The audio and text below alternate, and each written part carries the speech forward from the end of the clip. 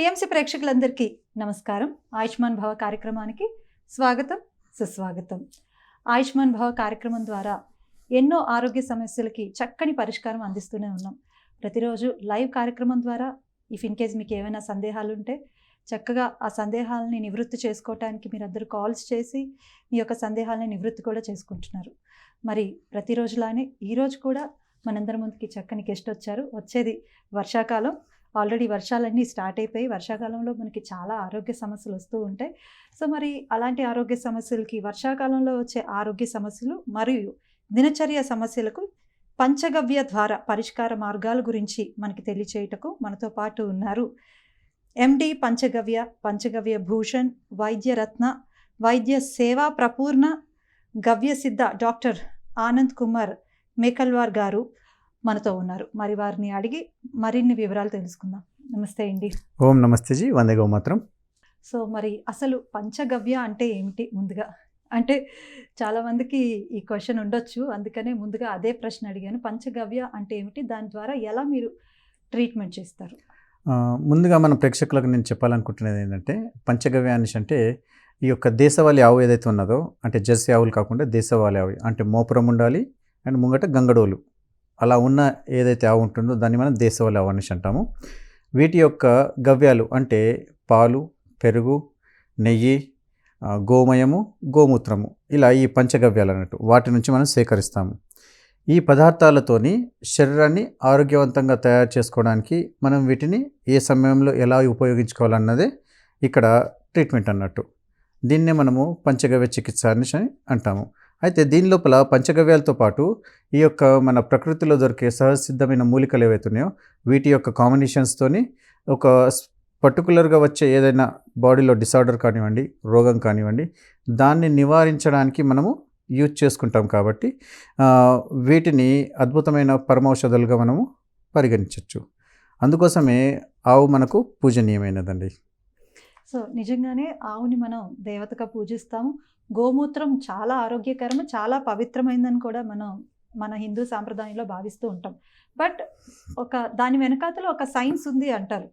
So మరి ఎగ్జాక్ట్గా అంటే ఇప్పుడు ప్రతిదీ కూడా సైన్స్ ఏంటి అంటే మనకి ప్రూఫ్స్తో సహా చూపిస్తే కానీ ఇప్పుడు కొంతమంది నమ్మని పరిస్థితి ఏర్పడింది మనకి నవడేస్లో. సో మీరు ఆవుకి సంబంధించిన గోమూత్రంతో కానీ సో మీరు ఒక 4-5 రకాలు చెప్పారు. అది ఎలా వర్క్ అవుతుంది? అయితే చాలా చక్కటి ప్రశ్న వేశారు. ఈ రోజుల లోపల అపోహలో ఉన్నారు చాలామంది. ఈ మధ్యకాలంలో కూడా చాలామంది దీనికి దుష్ప్రచారాలు కూడా చేస్తున్నారు.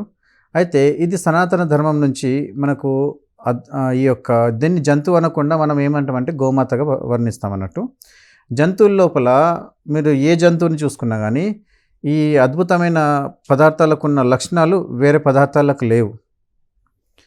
ఎప్పుడైతే దీనికి అద్భుతమైన ఈ విశేషమైన గుణాలు వచ్చాయో వీటిని అప్పుడే మనము దీన్ని భగవత్ స్థానం లోపల ఉంచి మనం వాటిని వాడుతున్నాము. ఇప్పుడు ఉదాహరణకు గోమూత్రం అని అన్నారు. మరి గోమూత్రం లోపల ఇక్కడ సైన్స్ పరంగానే మనం చూస్తే లాబొరేటరీలో మనం ఇచ్చి దీన్ని అనాలిసిస్ చేపిస్తే మొత్తము 19 రకాల ఎలిమెంట్స్ ఉన్నాయి గోమూత్రంలో.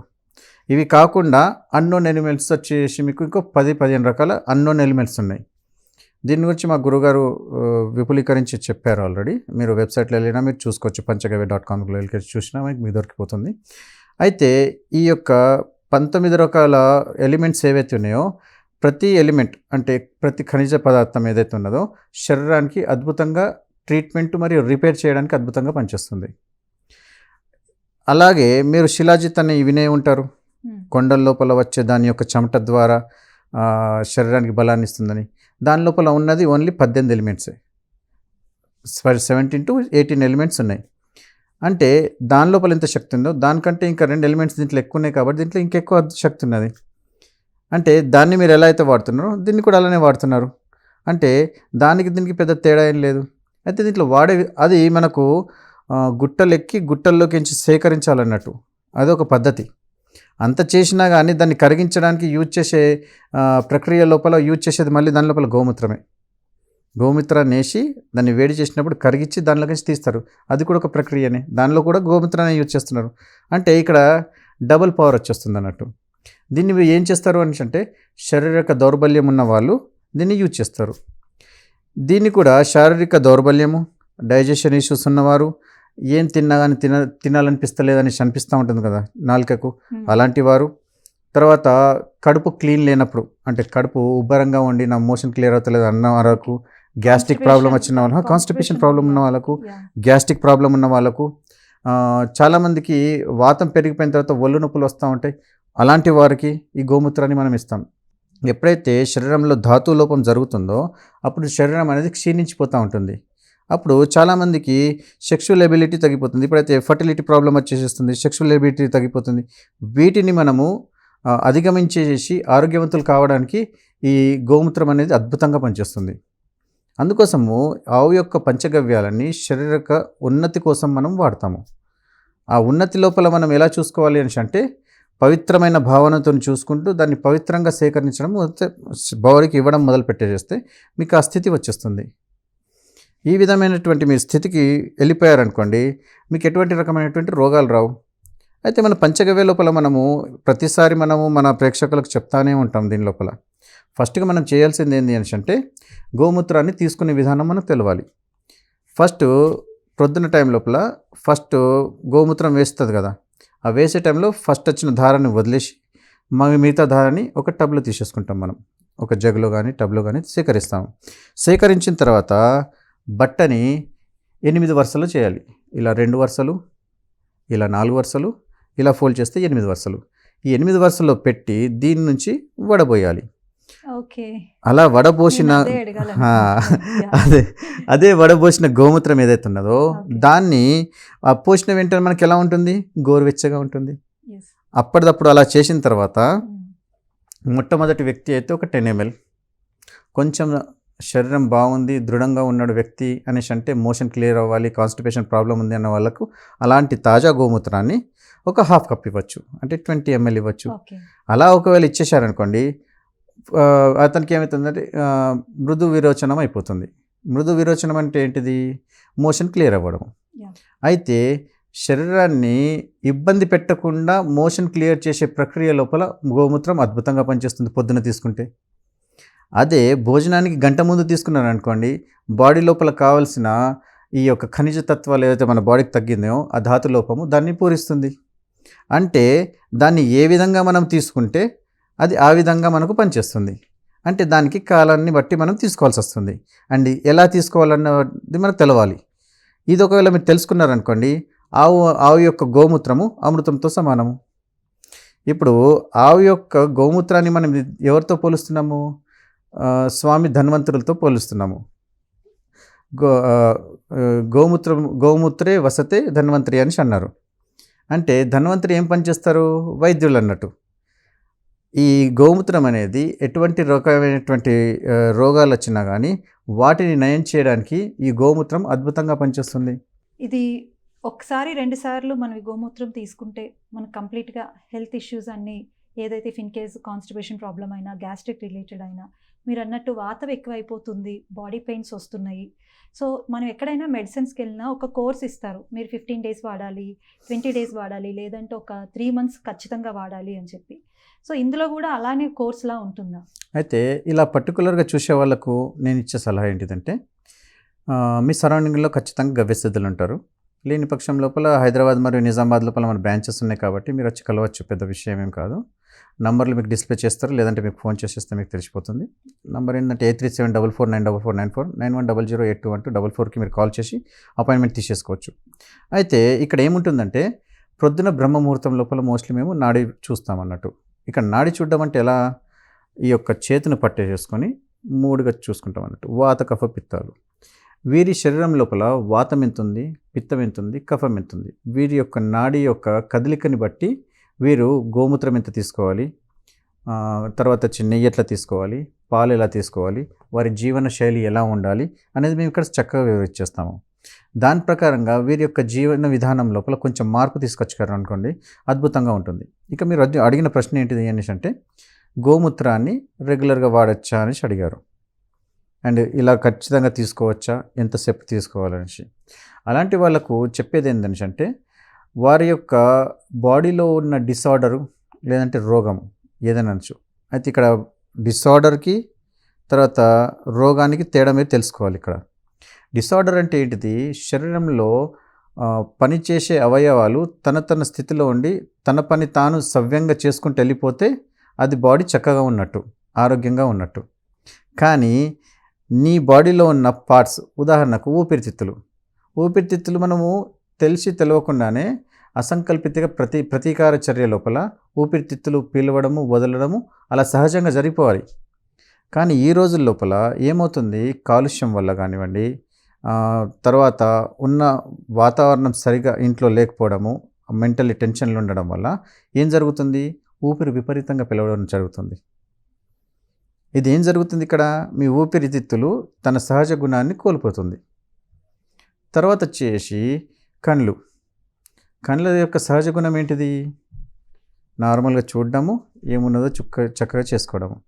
దీన్ని మనం ఏం చేస్తున్నాం? అసహజంగా ఎక్కువ వీడియోలు చూడడము, కంటికి ఎక్కువ విపరీతమైనటువంటి వెలుతురు ఇవ్వడము, తర్వాత చూడకూడని థింగ్స్ చూడడము, ఆ థింగ్స్ని మళ్ళీ గుర్తుంచుకొని మనం మెంటల్లీ అప్సెట్ అయిపోవడము చేయడం వల్ల ఇక్కడ కళ్ళు పాడైపోతున్నాయి. ఇక్కడ గోమూత్రాన్ని ఎలా తీసుకోవాలి? మనము డైజెషన్ ఇష్యూస్ అంటున్నాము. ఇప్పుడు మీ కడుపు పాడైపోయింది, కాన్స్టిపేషన్ ఉంది, ప్రస్తుతానికి అడ్డుకట్ట పడింది. ఆ అడ్డుకట్ట తెరవాలి.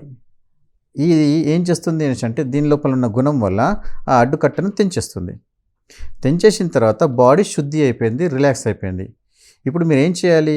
కడుపు ఫ్రీ అయిపోయింది, మంచిగా అయిపోయింది కదా. అలాంటప్పుడు దేశవాళీ ఆవు పాలతో చేసిన పెరుగు, అన్నము, కొంచెం జీలకర్ర, కొంచెము పచ్చి కొత్తిమీర అలా వేసుకొని పెరుగన్నం కానీ చల్ల చేసుకొని కానీ అన్నం తిన్నారనుకోండి, కడుపులో కావాల్సినంత గుడ్ బ్యాక్టీరియా చేసి కడుపు హాయిగా ఉంటుంది. దీనికి విపరీతంగా మన వాళ్ళు చేసేది ఏంటిది అంటే, అలా ప్రైవేట్ కంపెనీస్ ఉన్నాయి కదా, జొమాటో, స్విగ్గీ ఇలాంటి కంపెనీస్ ఏవైతే ఉన్నాయో ఇన్స్టెంట్గా ప్రొవైడ్ చేసే ఫుడ్స్, ఎట్లా మాంసంలే కానివ్వచ్చు, తినకూడని వెప్పుళ్ళే కావచ్చు, వీటిని మోషన్ క్లియర్ చేసినావు, మళ్ళీ చెత్తేసేసినావు, అంటే టోటల్లీ జంక్ ఫుడ్. అగైన్ మళ్ళీ స్టార్ట్ అవుతుంది. మళ్ళీ నువ్వు తిన్న తర్వాత ఆ జంక్ ఫుడ్ అనేది వితిన్ 3 hours లోపల బయట వెళ్ళిపోవాలి. వెళ్ళదు కదా. మినిమం 12 గంటలు 24 గంటలు అలా కడుపులో స్టోర్ చేసి పెట్టేసుకుంటుంది. అదేదో డబ్బు ఉన్నట్టు, బంగారం ఉన్నట్టు స్టోర్ చేసుకుంటుంది కడుపు. స్టోర్ చేసుకున్న తర్వాత అది అలా ఉండదు, కుళ్ళిపోతుంది. కుళ్ళిపోయిన తర్వాత లోపల ఉన్న పేగులపైన ఎఫెక్ట్ చేయడము, ఆలోచన పైన ఎఫెక్ట్ చేయడము, మీ ఆలోచనలు కలుషితమైపోతాయి. ఎప్పుడైతే మోషన్ ప్రాపర్లీ క్లియర్ కావో ఆ రోజు పొద్దున డే మొత్తం మీద పాడైపోతుంది. అలాంటప్పుడు చేయాల్సిందల్లా ఏంటిదంటే గోవు యొక్క శరణంలో వెళ్ళిపోవడము, తీసుకోవడము. ఇలా లేని పక్షం లోపల ఆయుర్వేదంలో ఇంకొన్ని మూలికలు ఉన్నాయి. త్రిఫలా చూర్ణం తీసుకోవడము. మేము గవ్య త్రిఫలా చూర్ణం ఇస్తాము, త్రిఫలా చూర్ణం తీసుకోవచ్చు. అంటే త్రిఫలా చూర్ణం లోపల ఏముంటుంది అంటే ఉసిరికాయ, తానికాయ అండ్ కరక్కాయ, వీటి యొక్క 3:2:1 రేషియో లోపల దీన్ని కలిపి ఆ పౌడర్ని రాత్రి పండుకునే 1/2 hour ముందు మళ్ళీ ప్రొద్దున 3:30కు తీసుకోవాలి. ఇలా తీసుకోవడం వల్ల వారి యొక్క కడుపుకు సంబంధించిన సమస్యలు మొత్తం టోటల్లీ క్లియర్ అయిపోతాయి. ఓకే, ఇది పద్ధతిలో ఏది గోరువెచ్చటి నీళ్ళతో తీసుకోవాలి. ఇక వచ్చేసి ఈ లేడీస్ గైనిక్ ఇష్యూస్ కూడా వీటిలో సాల్వ్ అయ్యే ఛాన్సెస్ ఉన్నాయా? 100% అండి. ఇప్పుడు గైనిక్కి సంబంధించిన అయితే పీసీఓడి, పీసీఓఎస్ సమస్యలు ఉన్నాయో వీటిని కూడా క్యూర్ చేసే శక్తి గోమూత్రంలో ఉంది. ఓకే. అండ్ దాంతోపాటు ఈ కరెక్ట్గా ఇవి తీసుకున్నారు అనుకోని, మోషన్ క్లియర్ అయిపోయింది అనుకోని, వీరి నడుము మీద ప్రభావం పడదు. చాలామంది ఆడవాళ్ళలో నడుము నొప్పులు రావడానికి మెయిన్ కారణం ఏంటంటే మోషన్. ఓకే. అయితే ముఖ్యంగా ఈ వర్షాకాలం లోపల మనం మాట్లాడుకుంటున్నాము. వర్షాకాలం లోపల బాడీ చల్లబడిపోతుంది. చల్లబడిపోయిన తర్వాత మోషన్ అనేది క్లియర్ కాదు. అలాంటప్పుడు ఈ స్థితి మృదు విరోచనం చేస్తే అద్భుతంగా పనిచేస్తుంది మనకు. ఈ వర్షాకాలం లోపల మీరు మోషన్స్ని ప్రాపర్ వేలో క్లీన్ చేయాలి. ఇంకోటి, ఎక్కడ పడితే అక్కడ నీరు తాగొద్దు వర్షాకాలం లోపల. ఎందుకు అంటే పాత నీరు పోయి కొత్త నీరు వస్తుంది. ఆ కొత్త నీరు వచ్చే టైం లోపల బ్యాక్టీరియాలు కానివ్వండి, దుమ్ము ధూళి కానివ్వండి వచ్చే అవకాశాలు ఎక్కువ ఉంటాయి. అలాంటప్పుడు మీరు తాగే నీరుని జాగ్రత్తగా చూసుకోవాలి. ఒకవేళ మీరు నీరు తీసుకున్నారు అనుకోండి, వేడి చేసి కాచి వడబోసి గోరువెచ్చటి నీళ్ళు తాగడానికి ప్రయత్నించడం చెప్తాను నేను. ఎందుకంటే వాతావరణంలో మార్పు వస్తుంది, ఇది అవుతుంది. ఇంకోటి, మన ప్రేక్షకులకు నేను చెప్పేది ఏంటంటే, వర్షాకాలంలో ఫస్ట్ వచ్చిన వర్షపు నీరులో తడవకూడదు. ఇదేంది వర్షం నీళ్ళలో తడవకూడదు అంటే బాగానే ఉంటుంది కదా వర్షం అంటే బాగానే ఉంటుంది. అయితే ఫస్ట్ వచ్చిన వర్షంలో ఎలా ఉంటుందంటే వాతావరణంలో పొల్యూషన్ ఉంటుంది, దుమ్ము ధూళి ఉంటుంది. ఎప్పుడైతే వర్షం పడుతుందో ఆ దుమ్ము ధూళి ఆ నీటితో వచ్చేసి నీ నెత్తి మీద పడ్డదనుకోండి, అప్పుడు కెమికల్ రియాక్షన్ అయిపోయేసి ఒంటిపైన దురదలు రావడం కానివ్వండి, వెంట్రుకలు రాలిపోవడం కానీ ఇలా జరుగుతూ ఉంటుంది. అందుకోసం పెద్దవారు ఏం చేసేవారంటే ఫస్ట్ వర్షం పడేటప్పుడు ఎవరిని వర్షంలో తడవనివ్వకుండా ఇంట్లో లాగి పిల్లల్ని కొట్టి మరీ కూర్చోబెట్టేవారు. ఇంతకుముందు నన్ను ఇంట్లో తడవనిస్తలు చేస్తారు గోల చేసినా కానీ కూర్చోబెట్టుకునేవారు. ఎస్. ఇంకోటి, ఈ రోజుల్లో ఉబకాయం విపరీతంగా అయిపోయింది. అలాంటి వాళ్ళకి అద్భుతమైన మందు ఏంటిదో తెలుసా? ఈరోజు మన ప్రేక్షకులకు చెప్తాను. అసలు చాలా ఫ్రీగా దొరుకుతుంది అద్భుతమైన మందు. వర్షాకాలంలో దొరికే వర్షపు నీరు ఏదైతే ఉన్నదో దాన్ని డైరెక్ట్గా పట్టేటట్టుగా మీరు చూసుకోండి. అట్లా మీరు 1 వాటర్ బౌల్ తీసుకుంటారా, 2 వాటర్ బౌల్, 3 వాటర్ బౌల్ తీసుకోండి, నింపండి, దాన్ని మంచిగా సిల్ చేసి పెట్టేసేయండి. మంచి శుద్ధమైన మన ఇన్ఫర్మేషన్ తెలుసుకునే ముందు మనకి కాలర్ ఉన్నారు, కాలర్ తో మాట్లాడదాం and then will continue. Hello. నమస్తే మేడం. నమస్తే మేడం. నమస్తే అండి, మీ పేరు? నేను కోటేశ్వరి, రామకోటేశ్వరి. రామకోటేశ్వరి గారు ఎక్కడి నుంచి కాల్ చేస్తున్నారు? నేను గుంటూరు అండి. గుంటూరు నుంచి కాల్ చేస్తున్నారు. ఓకే, అయితే మీ సమస్య ఏంటో చెప్పండి. అంటే నాకు ఏ ఇబ్బంది అండి అంటే కాలికి ఆనలు ఉన్నాయి మేడం. ఓకే. ఇప్పుడు ఈ డాక్టర్ గారు చెప్పే దాంట్లో నేను ఏదైనా చేయగలుగుతానా? డాక్టర్ గారు చెప్పేది వింటున్నాను. డాక్టర్ గారు ఉన్నారు. మీ పేరేంటమ్మా? రామకోటేశ్వరి అండి. మీ ఏజ్ చెప్పండి. 50 అండి. ఎత్తు చెప్పండి. మీరు అంటే మీరు ఎంత ఎత్తుంటారు? వయసు 50 వయసు. ఆనలండి. ఓకే తల్లి, మీ బరువు ఎంత ఉన్నారు చెప్పండి. ఎత్తు బరువు చెప్పండి. 74 ఉంటాను సార్. ఏది బరువు? ఓకే. ఎత్తు ఎంత ఉన్నారు? ఎత్తు అంటే 6 అడుగులు అట్లా, 157 అట్లా ఉంటాను సార్. Okay okay. అయితే కొంచెం మీరు బరువు అధికంగా ఉన్నారు కాబట్టి మీ యొక్క కాలు పైన ప్రెషర్ ఎక్కువ పడిపోతుంది. అయితే ఈ యొక్క కాళ్ళ లోపల ఆనలు రావడానికి మెయిన్ ఒక చిన్న కారణం ఏంటిదంటే ఒక చిన్న వైరస్ ఉంటుంది. అండ్ కొన్ని టైంలలో ఏముంటుందని అంటే మనము అధికంగా పనులు బయట చేసినప్పుడు కాళ్ళు పగిలిన తర్వాత దాని లోపల మట్టి కానీ ఏదైనా మట్టి రేణు కానీ ఇరుక్కుపోయినప్పుడు అది గూడు కట్టేసుకుంటుంది. ఇది ఒక ప్రక్రియ. అట్లా 2 రకాలుగా ఉంటున్నాయంట ఆనలు.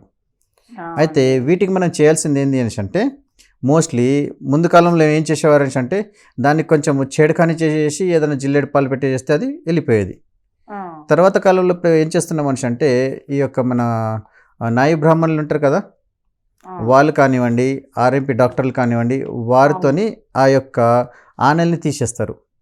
అది తీసేయడం వల్ల ఏమవుతుందంటే మీ కాలు రిలాక్స్ అయిపోతుంది. లేదంటే మీ కాలు ఇలా ఉంది కదా, ఇలా ఒత్తి పెట్టినట్టుండి ఏదో అడ్డొచ్చినట్టుగా ఉన్నప్పుడు వచ్చి మీకు నొప్పిలు ఇస్తూ ఉంటుంది. దాంతో ఏమవుతుందంటే లాంగ్ టర్మ్ లోపల మీ మోకాల నొప్పులు రావడము, నడుము నొప్పి రావడము జరుగుతుంది. అందుకోసం ఎప్పటికప్పుడు ఆ ఆనల్ని క్లీన్ చేస్తూ ఉండండి. అండ్ ఇది అధికంగా చేస్తే మాత్రం డాక్టర్ దగ్గరికి వెళ్ళేసి మొత్తం క్లీన్ చేపియండి, లోపల నుంచి క్లీన్ చేసేస్తారు. ఆ పద్ధతిలో చేసేసుకుంటే మీకు అద్భుతంగా ఉంటుంది. మోస్ట్లీ దీన్ని తీయడానికి ప్రయత్నించండి. ఓకేనమ్మా? అంతేనండి. ఇంకొక మాట అండి, అంటే కొత్తగా రాకుండా ఉండడానికి ఏదైనా చెప్పగలుగుతారా సార్? కొత్తగా రాకుండా ఉండడానికి మీరు చేయాల్సింది ఏంటంటే ప్రతిరోజు పండుకునే ముందు కాళ్ళని మంచిగా బ్రష్ చేసి క్లీన్ చేసేసేయాలి. క్లీన్ చేసి మంచిగా దాన్ని తూడ్చి దానికి మాయిశ్చరైజర్, ఉదాహరణకు నెయ్యి కానీ కొబ్బరి నూనె కానీ ఆవాల నూనె కానీ అలా రాసుకొని పండుకోవాలి. పండుకునేటప్పుడు ఏం చేయాలంటే కాళ్ళ మీద ఏమన్నా దుప్పటి లాంటిది కప్పేసేయాలి. అప్పుడు మీకు నిద్ర బాగా పడుతుంది అండ్ కాళ్ళు శృతి మెత్తగా ఉంటాయి. మనం ఏం చేస్తాము, కాళ్ళని కడగకుండా అలానే ఉంచేసి అలానే పండుకున్నాం అనుకోండి, బయట గాలికి ఆ కాళ్ళకు గాలి తగిలి ఆ యొక్క పొర అనేది డ్రై అయిపోతుంది. అప్పుడు మీకు నిద్ర కూడా పట్టదు. నిద్ర పట్టాలంటే నేను చెప్పిన పద్ధతుల్లో మంచిగా కడిగి శుభ్రపరిచి దానికి ఎటువంటి రకమైనటువంటి ఏదైనా ఆయిల్ కానీ నెయ్యి కానీ మంచిగా పుయ్యండి. కొంచెం దాని లోపల ఏమేస్తారు, కర్పూరం వేయండి. ఏది మన తినే కర్పూరం, పచ్చ కర్పూరం అంటాం కదా, అది వేసి మంచిగా రుద్దండి. అలా రుద్దేసిన తర్వాత హాయిగా ఉంటుంది. కర్పూరం మీరు రుద్దేసిండ్రు అనుకోండి, ఆటోమేటిక్లీ మీకు తెలియకుండా చేతులకు అంటుకుంటాయి కదా, అప్పుడు ఆ కర్పూరం యొక్క వాసన మీరు పీలుస్తూ ఉంటారు కదా, దాంతో నీ మైండ్ రిలాక్స్ అయిపోయి మీకు నిద్ర బాగా పడుతుంది. ఓకేనా అమ్మా? ఓకే, విన్నట్టున్నారు. థ్యాంక్ యూ డాక్టర్ గారు, ఈ టిప్ మాకు కూడా ఉపయోగపడుతుంది. సో అంటే ఈ నవేడేస్లో స్లీప్ ప్రాబ్లం ఎంత ఉందంటే I think most of the people 90% ఈ స్లీప్ ప్రాబ్లంతో చాలా ఇది చేయండి, అద్భుతంగా ఉంటుంది. అందుకోసం నిద్ర బాగా పడుతుంది అనేసరికి మేము కనెక్ట్ అయ్యాం. ఇంకో విషయం ఏంటంటే ఈ రోజుల లోపల నిద్ర కోసం ఇంత ఇబ్బంది పడుతున్నారా? మీరు పండుకునే వాతావరణం కానీ మీరున్న సరౌండింగ్ కానీ ఎంత ప్లెజెంట్గా ఉంది, ఎంత నీట్గా ఉంది. ఇంకోటి, మీరు పండుకునే ప్లేస్ లోపల అక్కడ పోయి కూర్చొని మీరు ఫోన్లు చూడొద్దు, బుక్స్ చదవద్దు, ధ్యానం చేయొద్దు. ధ్యానం చేయడానికి కావాల్సిన ప్లేస్ ఏదైతే ఉందో మీరు ధ్యానమే చేయండి. బుక్స్ చదువుకోవాలనేసి అనుకుంటే మీ గ్రంథాలయంలో కూర్చొని మీరు బుక్సే చదవాలి. ఆలోచించాలి, గొడవ పడుకోవాలనేసి అంటే దానికి సంబంధించేసి మీ హాల్లోనే మీరు గొడవ పడండి. వంట వండాలంటే వంట గదిలోనే వంట వండాలి. ఇక నిద్రపోవాలనేసి అంటే మీ శయన కక్షలో వచ్చారనుకోండి, మీ ఆ బెడ్ మీద అలా పండుకున్నారంటే మీకు అలా నిద్ర రావాలంతే. అంటే ఎక్కడ ఏమి చేయాలో అది మనము వాస్తు ప్రకారంగా నిర్ధారించబడ్డది. ఎంత చిన్న ప్లేస్ అయినా సరే ఆ ప్లేస్ లోపల ఆ పని చేయకూడదు. పండుకునే దగ్గర నువ్వు తిన్నావు అనుకో, నీకు నిద్ర ఎట్లా పడుతుంది? ఓకే. అంటే మనం ఎక్కడ ఏం చేస్తున్నామో అక్కడ ఆ పని చేస్తే మీకు ఆ పనితో కనెక్ట్ అయిపోతాను మీరు. అది చేయకపోవడమే పెద్ద సమస్య. ఇప్పుడు నువ్వు బెడ్లో కూర్చొని వర్క్ ఫ్రమ్ హోమ్ చేస్తున్నారు. నువ్వు వర్క్ ఫ్రమ్ హోమ్ చేసినావు అంటే దాన్ని ఆఫీస్ చేసేసినట్టే కదా. మరి నీకు అక్కడ నిద్ర ఎట్లా పడుతుంది? నీకు నిద్ర పట్టాలి అనేసి అంటే ఆ యొక్క ఎన్వైరన్మెంట్ అలానే ఉండాలి. ఇంకోటి, ఎప్పుడైనా గుర్తుంచుకోండి, నిద్రపోవాలి అనేసి అనుకున్న గది ఎప్పుడైనా సరే ఎల్లో బల్బ్ ఉండాలి. ఓకే. ఈ వైట్ బల్బ్ ఉంటే ఏమవుతుంది అనేసి అంటే మీ యొక్క జ్ఞానేంద్రియాలకు ఏం చెప్తుందంటే, ఇప్పుడు పొద్దున్నున్నది అతిగా వెళ్తున్నప్పుడు మనకి ఏమొస్తుంది? వైట్ రోషని వస్తుంది కదా. ఆ రోషని మీకు 24 గంటలు మీరు చూశారనుకోండి, ఇంద్రియాలు ఏమనుకుంటాయి అంటే ఇప్పుడు పొద్దున్నే ఉంది, మీరు పండుకోవద్దు అని చెప్తుంది. ఎల్లో బల్బ్ ఉంచారనుకోండి, ఆటోమేటిక్లీ ఏం చేస్తుంది? ఇంద్రియాలకు ఎల్లో బల్బ్ ఉన్నది అంటే సూర్యుని కిరణాలు క్షీణిస్తున్నట్టు కనిపిస్తున్నాయి. సో ఇప్పుడు మీకు పండుకునే సమయం అయిపోయిందని అంటే ఒక టైం వచ్చేసిన తర్వాత మీరు ఆటోమేటిక్లీ మత్తులోకి వెళ్ళిపోతారు. అందుకోసము బెడ్రూమ్లలో ఈ ట్యూబ్లెట్లు పెట్టేదానికన్నా ఎల్లో బల్బులకు పెట్టడం చూడండి. అందరూ ఏంటంటే ఇప్పుడు మనం కరెంట్ కాలుతుంది అనేసి అంటున్నారు. ఆ కరెంట్ కాలేదానికన్నా మీకు కరెక్ట్ నిద్ర లేకపోవడం వల్ల వచ్చే సమస్యల వల్ల మీరు ఎంత సఫర్ అవుతున్నారు, ఇది మీరు చూడాల్సి వస్తుంది. ఓకే. సో ఇందాక మనం ఆ టాపిక్ని ఆపేసాము. Yes. అండ్ చాలా బాగుంది మీరు చెప్పిన ఏదైతే టిప్ ఉందో, చాలా వండర్ఫుల్ టిప్, చాలా మందికి ఉపయోగపడుతుంది కూడా. సో దీన్ని ఇంకొంచెం మీరు మెరుగుపరచుకోవాలంటే ఇంకోటి ఉన్నది. Yeah. కొంచెం ఒక నెయ్యి చుక్క చేతిపైన పెట్టి పచ్చకర్పూరం అలా పెట్టుకొని బాగా రబ్ చేయండి. రబ్ చేసి అలా వాసన చూసుకుంటూ నిద్రపోండి. ఆటోమేటిక్లీ నాడి తంతు వ్యవస్థ యాక్టివేట్ అయిపోయి బాగా రిలాక్స్ అయిపోయి మీరు నిద్రపోతారు. ఇది అద్భుతమైన ప్రక్రియ. ఇది కూడా డెఫినెట్లీ అండి, వి విల్ ఫాలో దట్. అయితే నెయ్యి మాత్రం ఆవుదే ఉండాలి, శ్రేష్టమైన నెయ్యి అన్నట్టు. ఏదంటే ఆ నెయ్యి తీసుకోకూడదు. ఇక వచ్చేసేసి మనము topic, or main topic. So మీరు వర్షం నీళ్ళని స్టోర్ చేయాలని స్టోర్ చెప్తున్నాను. చేయాలి అని చెప్పారు. అది కూడా ఫస్ట్ వాటర్ కాదు. సో వర్షం ఎప్పుడైతే మనకు మన బంగ్లా పైన కురుస్తుందో దాన్ని ఏం చేయాలంటే ఏదైనా ఒక టబ్ పెట్టేసుకొని దాన్ని క్రోడీకరించడానికి ప్రయత్నించాలి. నీళ్ళు కింద పడద్దు, కింద పడుతున్న నీళ్ళని దాన్ని సేకరించద్దు, అది పనికిరాదు అన్నట్టు. డైరెక్ట్ వచ్చే వర్షాన్ని మనము స్టోర్ చేయాలి. ఇలా స్టోర్ చేసిన వాటర్ని ఇంట్లో పెట్టుకున్న తర్వాత అధిక బరువు విపరీతంగా ఉన్నోళ్ళు ఉంటారు చూసినరా, రోజు దీని లోపల ఎంత ఇవ్వాలి వీరకు అనేసి అంటే 10 to 15 ml నుంచి పడితే 20-30 ml దాకా ఈ వాటర్ రోజు పొద్దున పడగడుకుని ఇవ్వాలి. ఓకే. ఈ వర్షపు నీరుని. ఈ వర్షపు నీరు కోసం మళ్ళీ డిస్కస్ చేద్దాము. మరొక కాలర్ ఉన్నారు, ఓకే, కూడా మాట్లాడదాం. హలో హలో సార్, హలో చెప్పండి. మీతో మాట్లాడాలా? చెప్పండి. హలో, మీ సమస్య ఏంటో చెప్పండి. మీ పేరు, మీ సమస్య ఏంటో చెప్పండి. హలో. టీవీ పెద్దగా ఉంది, కన్ఫ్యూజ్ అవుతుండు. మీరు టీవీ హలో. ఆఫ్ చేసి చూడండి. హలో, నేను కడప నుంచి మాట్లాడుతున్నాను మేడం. అవునండి, ముందు మీరు టీవీని మ్యూట్ లో హలో. పెట్టండి. ఇది మీరు టీవీ ఆఫ్ చేయకపోతే మీ లైన్ కట్ అయిపోతుందండి. స్వామి, స్వామి నమస్తే. స్వామి నమస్తే. ఓకే, చెప్పండి, మీ పేరు చెప్పండి. పేరు రామాచారి స్వామి. ఓకే, ఎక్కడి నుంచి మాట్లాడుతున్నారు? స్వామి ఏం లేదు, షుగర్ ఎట్లా దీనికి తగ్గే లేదా మార్గము అని. షుగర్ తగ్గడానికి అద్భుతమైన మార్గం ఉన్నది. అయితే మీ ఏజ్ చెప్పండి. చెప్పండి, మీ బరువు చెప్పండి, మీ ఎత్తు చెప్పండి. బరువు స్వామి మీరు 64 ఏళ్ళు స్వామి. మీరు టీవీని మ్యూట్ పెట్టేసేయండి. అయితే మీరు నాకు సాఫీగా మాట్లాడగలుగుతారు, లేకపోతే మాట్లాడలేరు. స్వామి మీరు తీసేస్తాను స్వామి. చెప్పండి స్వామి. హా, అయితే మీరు ఏం పని చేస్తారు? నేను రిటైర్ అయినా స్వామి. ఓకే, మీకు ఈ షుగర్ వచ్చి ఎన్ని రోజులు అవుతుంది? షుగర్ వచ్చి సుమారుగా ఒక 20 24 ఏళ్ళు అవుతాను స్వామి. అయితే షుగర్ రావడానికి ముఖ్య కారణం ఏంటిదో మీరు తెలుసుకుంటే మీరు ఎలా ఉండాలనేది మీకు అర్థమైపోతుంది. మన రెండు అప్పట్లో టెన్షన్ తో వచ్చినట్టు ఉంది స్వామి ఓకే, ఆ పని. అయితే వినండి. ఎప్పుడైతే చెప్పండి స్వామి. ఎప్పుడైతే షుగర్ వ్యాధి వస్తుందో అప్పుడు మెయిన్ కారణం ఏంటిది అనేసి అంటే జీర్ణాశయం లోపల జీర్ణ వ్యవస్థ కరెక్ట్ లేకపోవడం. ఆ, అంటే సమయానికి సరిగా తినకపోవడం ఒకటి, తర్వాత టైం టు టైం సరిగా నిద్రపోకపోవడము. ఆ. దీనివల్ల మీకు ఏమవుతుందంటే షుగర్ వ్యాధి వచ్చే అవకాశాలు ఎక్కువ ఉంటాయి అన్నట్టు. ఇప్పుడు దానివల్లనే మీకు వచ్చింది. అయితే పనిలో పడేసి మన ఆరోగ్యాన్ని మనం కాపాడుకోకుండా మనం నెగ్లెక్ట్ చేస్తాం అన్నట్టు. అయితే ఇప్పుడు మనం ఏం చేయాలి అనేసి అంటే శరీరానికి కావాల్సిన ఏదైతే అధిక షుగర్ ఏదైతే ఉన్నదో ఆ పంచదారని ఫస్ట్ మనం మానేస్తాము.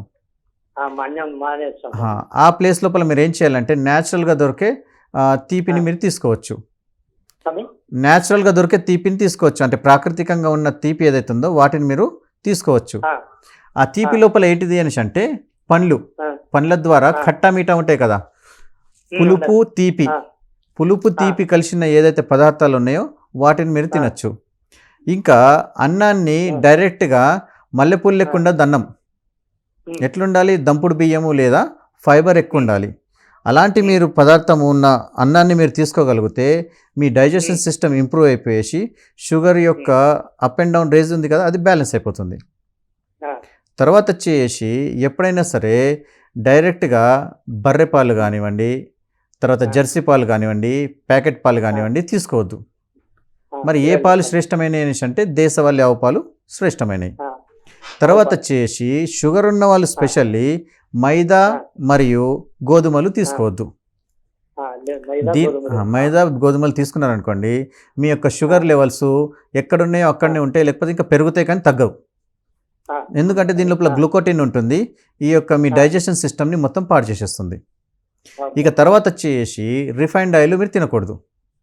మరి ఏం తినాలి, గానుగ నూనెలు మీరు తీసుకోవాలి. ఇప్పుడు ఉదాహరణకు ఈ ఆంధ్రప్రదేశ్ మరియు తెలంగాణ ప్రాంతం లోపల పండే విత్తనాలు ఏంటి అనేసి అంటే పల్లీలు, కుసుమలు, నువ్వులు, ఇలా 3 పదార్థాలు మనకు పండుతున్నాయి. వీటి నుంచి ఉత్పన్నమైన నూనెలు మాత్రమే మనం తీసుకోవాలి. అది కూడా ఏది, డైరెక్ట్ నూనెని తీసుకోవాలి. వీటిని కాచి వడబోసి చేసిన దాన్ని మనం రిఫైన్డ్ ఆయిల్ అంటాం. సో మనకు అలాంటివి తీసుకోవద్దు. ఇంకోటి ఏదైనా మనము గానుగ నూనె తీసుకున్నామంటే 3 నుంచి 4 నెలలు మాత్రమే పనిచేస్తుంది, దానికంటే ఎక్కువ పనిచేయదు. ఎందుకంటే మళ్ళీ వాసన వచ్చేస్తుంది. సో ఎప్పటికప్పుడు మీరు తాజాగా పట్టించేసుకోవాలి, అది మీ శరీరానికి కాపాడుతుంది. తర్వాత వచ్చేసి అల్యూమినియం పాత్రల్లో తినడం మానేసేయండి. ఎందుకంటే ఇన్ని సంవత్సరాల దాకా మీరు అల్యూమినియం పాత్రల్లో వండుకొని తినడం వల్లనే మీ యొక్క ప్యాంక్రియాస్, మీ యొక్క లివర్ పైన ఎఫెక్ట్ ఎక్కువ పడ్డది.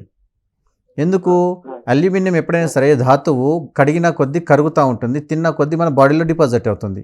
అప్పుడు శరీరంలో పనిచేసే అవయవాలు సరిగ్గా పనిచేయకపోవడం వల్ల వచ్చిన సమస్య ఇది.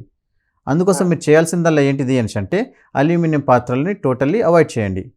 ఇక ప్రాకృతికంగా దొరికే పాలను పాలుగానే తీసుకోండి, టీని కానీ తీసుకోండి.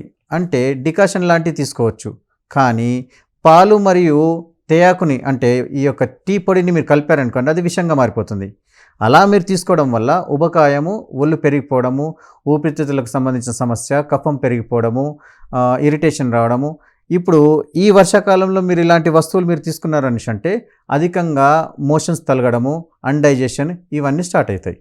సో ఆ దేశవాళీ ఆవు పాలుని వేడి చేసుకొని అలానే తాగొచ్చు. డికాషన్ మీరు చేసుకుంటే డైరెక్ట్ డికాషన్ మాత్రమే చేసుకోండి, బెల్లం వేసుకొని, అద్భుతంగా పనిచేస్తుంది. ఇలా మన స్పైసెస్ని డికాషన్గా మనం వాడుకోవచ్చు. ఇలా మీరు ఒకవేళ చేసుకున్నారంటే మీ యొక్క షుగర్ని అదుపులో తెచ్చుకోవచ్చండి. ఇలాంటి రెమెడీస్ని మీరు ఫాలో అవ్వచ్చు. ఇంకా అధికమైన సమాచారం కావాలంటే మీరు పర్సనల్గా ఫోన్ చేసి మాకు అది అడగచ్చు, కలవచ్చు. కొత్త నీరు కాకుండా నెక్స్ట్ వచ్చే వాటర్ని స్టోర్ చేసి హెల్త్ ప్రాబ్లమ్స్ ఉన్న వాళ్ళకి మీరు ఇవ్వచ్చు అని చెప్పారు. అయితే ఇంకోసారి దాన్ని రిపీట్ చేస్తాను. వర్షం నీళ్ళు ఏవైతే ఉన్నాయో వాటిని మనము క్రోడీకరించాలి, తీసుకోవాలి. దేంట్లో తీసుకుంటారు, ఫుడ్ గ్రేడ్ ప్లాస్టిక్ ఉన్న ఏదైనా సరే వాటర్ బబుల్స్లలో కానీ వాటిలో నింపుకొని ఈ వర్షాకాలం మొత్తంలో ఒక 2-3 బాటిళ్ళని నింపగలుగుతారు కదా, అలా నింపేసుకొని పెట్టేసేయాలి.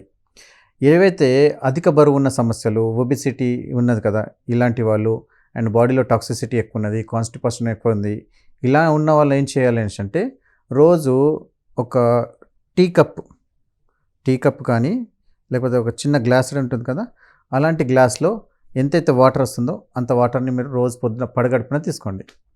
అలా రెగ్యులర్గా తీసుకున్నారనుకోండి, అధిక బరువు సమస్య నుంచి బయటపడతారు. బాడీలో టాక్సిక్ క్లీన్ అయిపోతుంది. ఇది ప్యూర్ గంగాజలంతో సమానం. అంటే నీళ్లు పైనుంచి కిందకు వస్తుంది కదా, దాని లోపల అతి శుద్ధంగాను అతి ఆక్సిజన్ ఉన్న పదార్థం అన్నట్టు ఇది వాటర్. ఇప్పుడు ఇది ఏం చేస్తుంది అంటే అది బాగా మెడికేటెడ్ అన్నట్టు. అలాంటిది బాడీలోకి వెళ్ళిన తర్వాత బాడీలో ఉన్న టాక్సిన్స్ని క్లీన్ చేయడానికి అద్భుతంగా పనిచేస్తుంది. లేదు అనేసి అంటే గంగాజలాన్ని మీరు రోజు ఈ విధంగా తీసుకున్నా కానీ ఒళ్ళు లోపల ఉన్న కొవ్వు మొత్తం కరిగిపోతుంది. మీరు చూడండి, నది పరివాహక ప్రాంతాల లోపల ఉన్నవారు గంగాజలాన్ని రోజు సేవించేవారు అధిక బరువు మీరు కనిపించరు. వాడు అధిక బరువు ఉన్నాడు అనేసి అంటే చెత్త చెదరం తిన్నట్టే.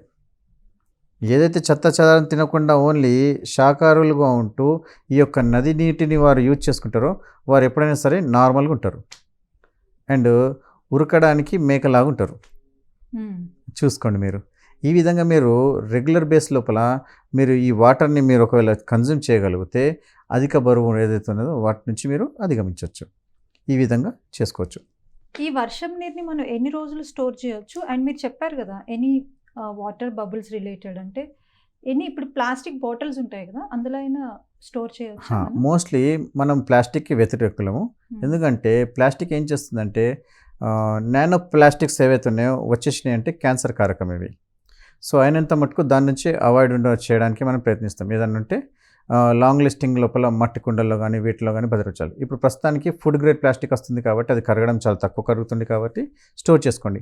అయితే ఇక్కడ ఉండే మైనస్ పాయింట్ ఏంటిదంటే ఈ వాటర్కి అతి శుద్ధమైన వాటర్ లోపల తొందరగా బ్యాక్టీరియా వస్తుంది.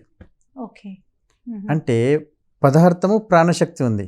ప్రాణశక్తి ఉన్న పదార్థానికి ప్రాణులు బాగా తొందరగా ఆకర్షించబడతాయి. సో అలా పురుగులు కాకుండా చూసుకోవాలి.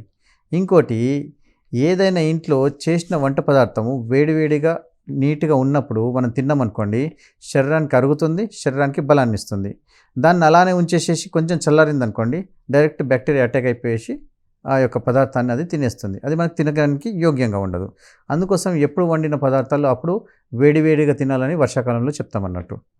ఎప్పుడైనా సరే చల్లారి చేసి మళ్ళీ వేడి చేసిన పదార్థాలు మీరు తీసుకున్నారంటే శరీరానికి అనారోగ్యకరము. మళ్ళీ ఇది మీరు చెప్పారు కానీ ఇంతకుముందు మీరు పోయిన వారం ఏం చెప్పారు, రాత్రి అన్నాన్ని తోడుగేసుకొని పొద్దున తినమని చెప్పినాము. అది గుడ్ బ్యాక్టీరియా ఉంటుందని. మరి దాని తేడా ఏంటిది అంటే ప్రాసెస్. డైరెక్ట్ అలా వదిలేసినాం అనుకోండి, దాని లోపల ఏ బ్యాక్టీరియా ఉందో మనకు తెలియదు. అది ప్రాణాన్ని తీసే బ్యాక్టీరియా కూడా ఉండొచ్చు. కానీ మనం ఏం చేస్తున్నాము, ఇక్కడ అన్నం లోపల పాలను తోడు చేసి దాన్ని ప్రొద్దున చద్దన్నంగా తినడానికి మనం ప్రిపేర్ చేస్తున్నాం, అంటే గుడ్ బ్యాక్టీరియా. సో ఇక్కడ ప్రాసెస్ ఉంది. ఆ ప్రాసెస్ని మీరు ఫాలో చేశారనుకోండి, మీకు అద్భుతమైనటువంటి రిజల్ట్ ఉంటుంది ఇక్కడ. సో ఈ వర్షాకాలంలో మనం మీరు చేయాల్సిందల్లా ఏంటిది అంటే, ఎప్పుడైనా సరే నీటిని వేడి చేసి గోరువెచ్చటి నీళ్ళు తాగడానికి ప్రయత్నించండి. లేదు అని అన్నారనుకోండి, కాచి వడబోసి వాటిని రోజువారీ కాపర్ వెజల్స్లో వేసుకోవచ్చు, లేదంటే కుండల్లో వేసుకొని నీరు తాగొచ్చు. ఈ విధంగా మీరు చేసుకున్నారంటే ఆరోగ్యవంతులు అవుతారు. ఇంకోటి, ఈ వర్షాకాలం లోపల అధికంగా జ్వరాలు, వాంతులు, విపరీతమైనటువంటి మోషన్స్ వచ్చే అవకాశాలు ఎక్కువ ఉంటాయి. వీటి నుంచి మీరు అధిగమించడానికి ఏం చేయాలంటే బయట దొరికే పదార్థాల నుంచి మీరు దూరం ఉండాలి. పోయిన వారంలో మనం చెప్పిన దాన్ని మళ్ళీ రిపీట్ చేసి చెప్తున్నాను. చాట్లు కానివ్వండి, అంటే చింతపండుకు సంబంధించిన పదార్థాలు కానివ్వండి, చీజ్లు అంటే ఏది మన పన్నీర్లు అలాంటి పదార్థాలు తినడం కానివ్వండి, ఇవి చేయకండి. దీనివల్ల ఏం జరుగుతుంది ఇక్కడ అంటే డైజెషన్ ఇష్యూస్ వస్తాయి. మోస్ట్లీ ఇలాంటి పదార్థాలు ఎప్పుడైనా హెవీ పదార్థాలు ఏం చేయాలి అంటే మధ్యాహ్నం సమయం నుంచి ఈవినింగ్ టైం దాకా తిన్నా అంటే అది అరగదీసేస్తుంది. 6 నుంచి పొద్దున 6 దాకా అంటే రాత్రిపూట మీరు తిన్నారంటే ఈ పదార్థాలు డైజెషన్ కావు. తద్వారా ఏమవుతుంది, శరీరం వీక్ అయిపోయేసి శరీరం రోగగ్రస్తమైపోతుంది. దాని లోపల జ్వరం రావచ్చు, వాంతులు రావచ్చు, మోషన్స్ రావచ్చు, ఇంకేదైనా XYZ రావచ్చు. అయితే మీరు ఎప్పుడైనా సరే బయట పదార్థాల కంటే ఇంట్లో వండుకొని తినడానికి ప్రయత్నించండి. ఇలా మీరు వర్షాకాలంలో ఒకవేళ చేయగలిగితే అద్భుతమైన ఆరోగ్యాన్ని మీరు పొందగలుగుతారు. థ్యాంక్ యూ డాక్టర్ గారు. Thank you so much for the valuable information. చాలా చక్కగా అంటే ఎంత బాగా చెప్పారు అంటే అట్టిపండు ఒలిచి చాలా పొందిగ్గా పెడతారంటారు కదా, అంత నీట్గా అంత క్లియర్ కట్గా చాలా చక్కగా చెప్పారు. Thank you so much once again. So నాకు కూడా చాలా డౌట్స్ ఉండే, నాకు కూడా అవి క్లియర్ అయ్యాయి అండ్ నేను కూడా కొత్త విషయాలు తెలుసుకున్నాను. Thank you so much once again. సంతోషం అండి. Thank you so much. Om నమస్తే జీ, వందే గోమాత్రం. సో చక్కని వీడియో చూశారు కదా. సో మీకు కావాల్సిన ఇన్ఫర్మేషన్ వచ్చింది అని మనస్ఫూర్తిగా నమ్ముతూ ఇది ఇవాల్టి ఆయుష్మాన్ భవ కార్యక్రమం. రేపటి కార్యక్రమంలో మళ్ళీ కలుసుకుందాం. అంతవరకు సెలవు. నమస్కారం. చూస్తూనే ఉండండి PMC ఛానల్.